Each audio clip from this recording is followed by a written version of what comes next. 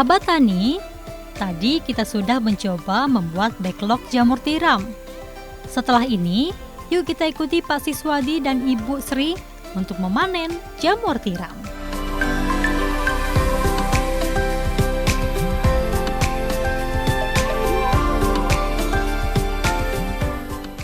Nah pemirsa, sekarang saya sudah bersama dengan Ibu Sri dan kita akan mencari tahu bagaimana proses panen dari jamur tiram ini.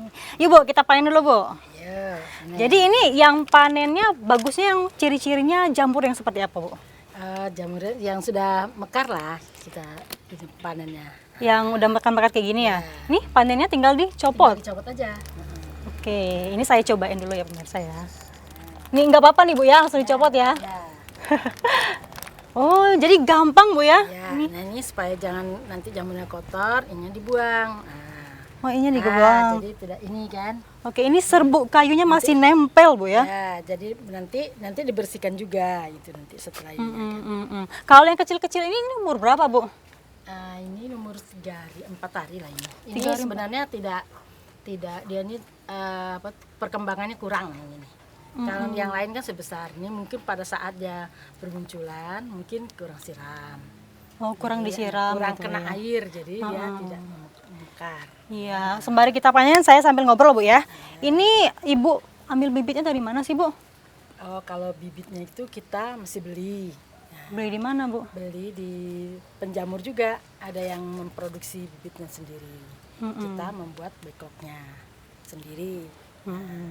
Jadi Ibu buat backlognya sendiri, Ya. terus bibitnya didatangkan gitu Bu ya. Bibit mendatangkan. Karena saya juga lihat tutorialnya nih Bu, cara nanam bibitnya ini kayak gimana nih. Ini kan ada yang udah masih ditutup, ada yang udah dibuka. Ini bedanya dari mananya Bu? Gini Bu, dia gini ya. Dia ini pertama kali setelah kita membuat adukan daripada kayu ini, kemudian dimasukkan ke dalam backlog ini kan, ditutup gitu ya. Nanti kita rebus dulu. Rebus buat dulu. kayak lontong. Oh, jadi sudah dimasukin kayunya. Ini rebus dulu. Iya, sudah rebus, nanti sudah dingin kita masukkan bibitnya. Setelah masukkan bibitnya ini, kita bungkuslah dia seperti ini. Ini yang baru-baru ya? Ya. Ini yang baru dibuat ya Bu ya? Ya. Nanti Oke. kalau dia sudah Iya. bermunculan, sudah ada 1, 2 yang bermunculan, kita buka ini, nanti dia keluar ini. Ini kan ada yang masih ditutup, ada yang udah dibuka nih Bu. Ini dibukanya pada saat kapan Bu? Kalau kita lihat sudah ada yang tumbuh, nanti sudah salah satunya udah ada yang tumbuh ini kan. Misalnya Ini ada sudah nggak Bu yang contohnya ini? Ini nggak ada. Kita lihat dulu ya. Ya, kita cari ada yang tumbuh nanti ya. Jadi dia kayak agak nonjol gitu di sini ya? Kita pegang sini nonjol dia nih, berarti sudah ada yang tumbuhnya, calon tumbuh. Nah, kayak gini nih kan. Gini ya? Nah, ini kan tadinya tuh ditutup kan. Nah, nanti dia muncul seperti itu kita buka.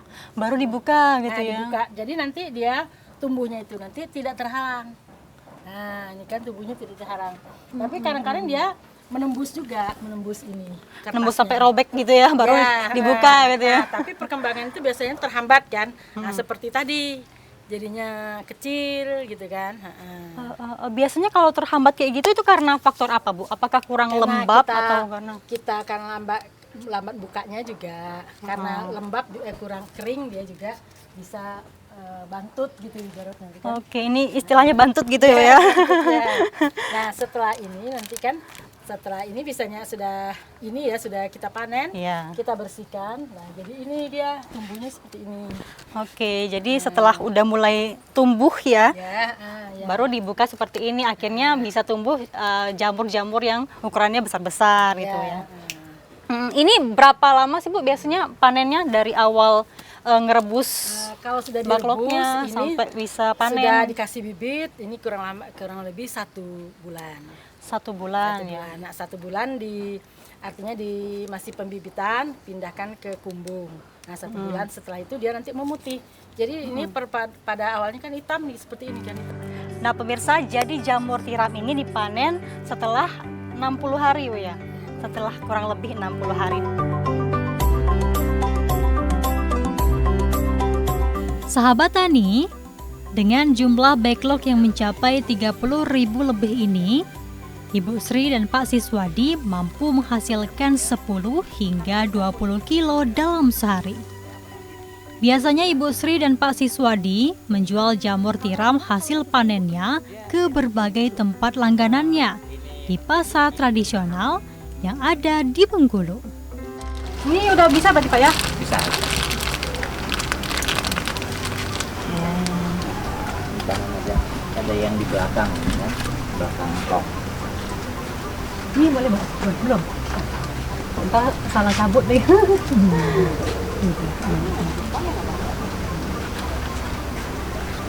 Dipanennya juga kadang jangan dengan ukuran, tapi lihat ketuaannya.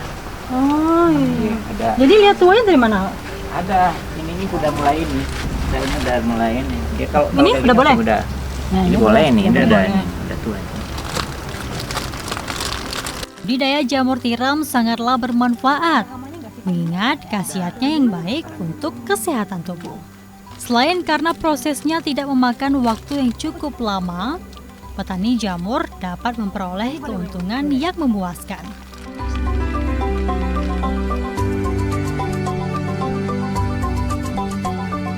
Semoga tayangan ini bisa menambah wawasan sahabat tani ya, jika ingin mencoba membudidayakan jamur tiram di rumah kamu.